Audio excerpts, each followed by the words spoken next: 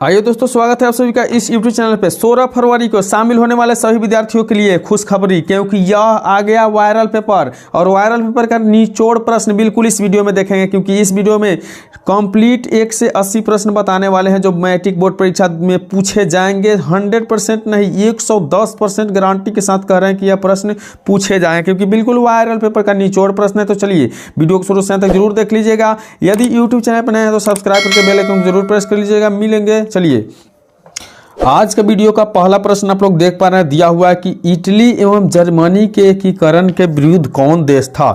Italy एवं Germany के एकीकरण के विरुद्ध कौन देश था।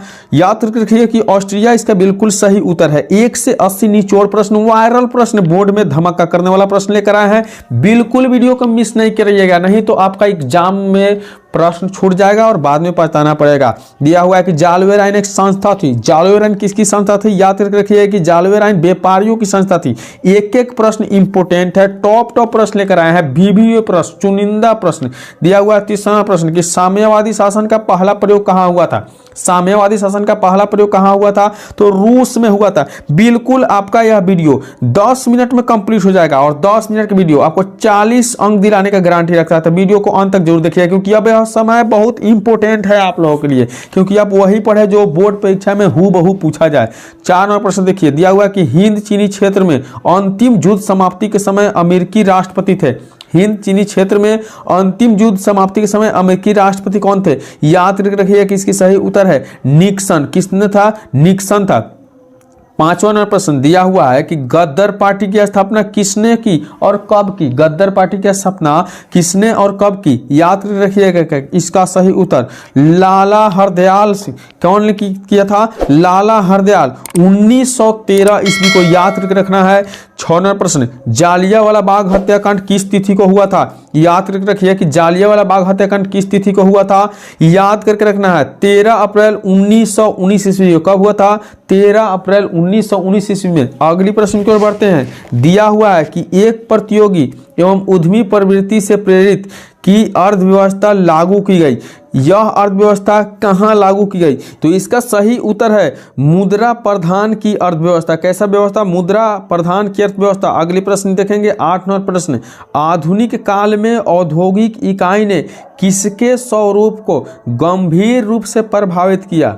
आधुनिक काल में औद्योगिक इकाई ने किसके स्वरूप को गंभीर रूप से प्रभावित किया? तो इसकी जो सही उत्तर है ऑप्शन बी। याद रखिएगा शहरीकरण। क्या किया था? शहरीकरण ने। अगली प्रश्न 9 नंबर प्रश्न दिया हुआ है कि विश्वव्यापी आर्थिक संकट किस वर्ष आरंभ हुआ।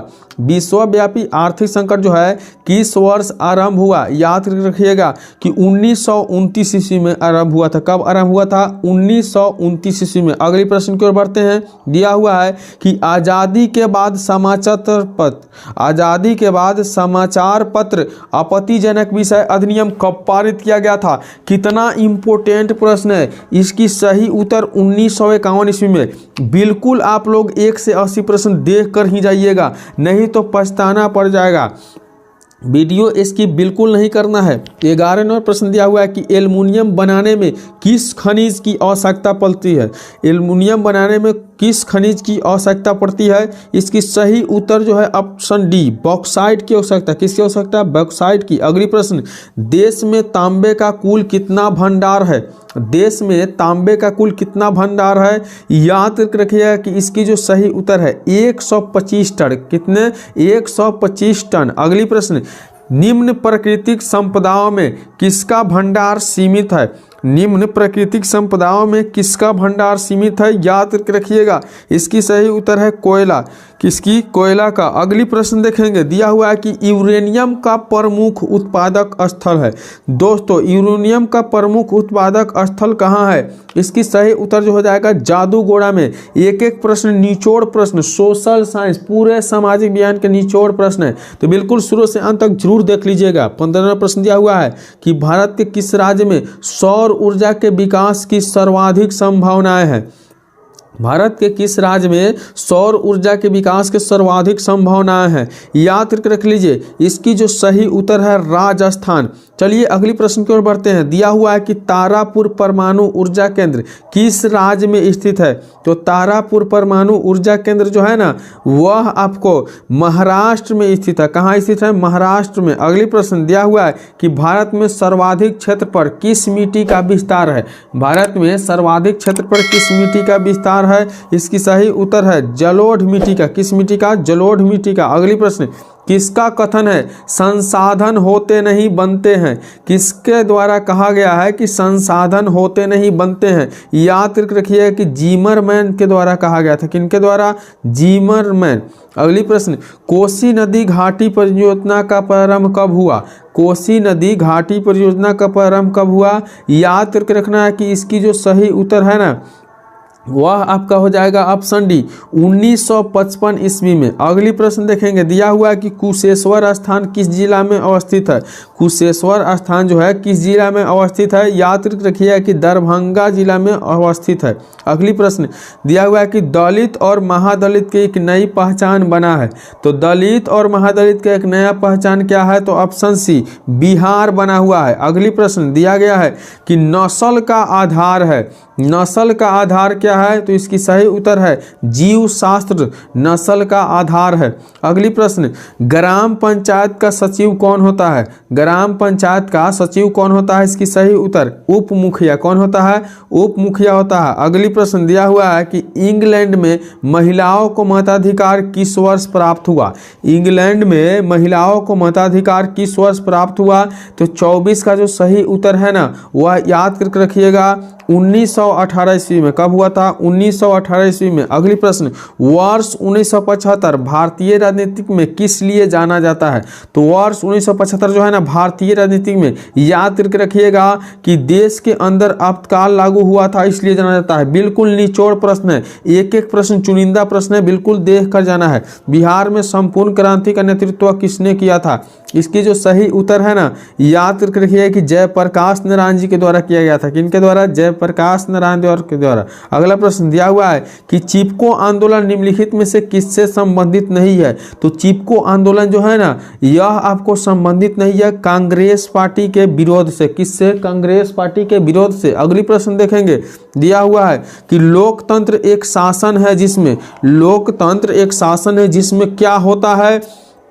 याद करके रखिएगा कि इसकी सही उत्तर है उपयुक्त तीनों, जैसे सामाजिक व्यवस्था, आर्थिक आदर्श और विशेष मनोवृत्ति। अगली प्रश्न देखेंगे। दिया हुआ है कि लोकतंत्र जनता के द्वारा तथा जनता के लिए शासन है। यह कथन किसका है?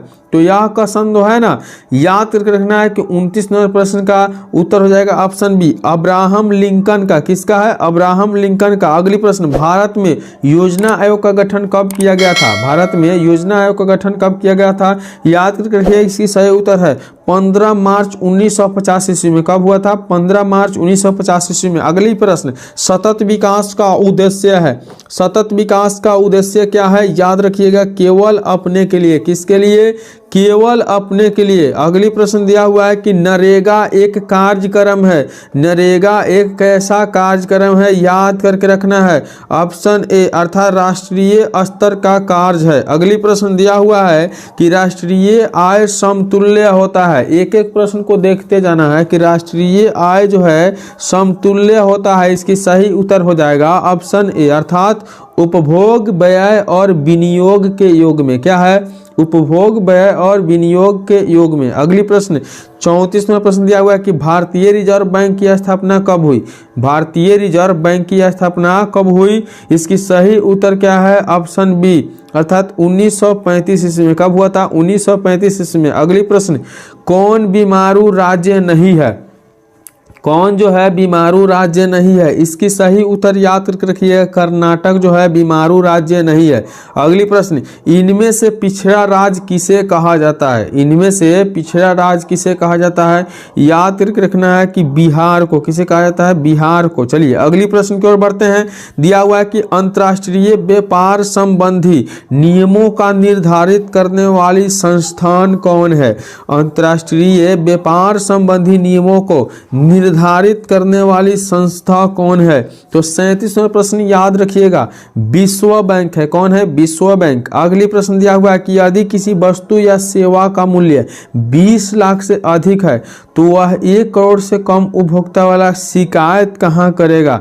तो इसकी जो सही उत्तर है याद रखिएगा ऑप्शन बी, अर्थात राज्य आयोग से। अगली प्रश्न दिया हुआ है कि नदियों में बाढ़ आने का प्रमुख कारण होता है। तो नदियों में बाढ़ आने का प्रमुख कारण जो होता है ना, याद करके रखना है कि इसकी सही उत्तर जो है ऑप्शन सी, अर्थात वर्षा का अधिकता, जिसे हम चाहें तो जल की अधिकता भी कह सकते हैं। ठीक है, जल की अधिकता ही बिल्कुल सही उत्तर होगा। 40वां प्रश्न, महासागर की तली पर होने वाले कंपन को क्या कहा जाता है? तो महासागर के तली पर होने वाले कंपन को कहा जाता है सुनामी। क्या? सुनामी।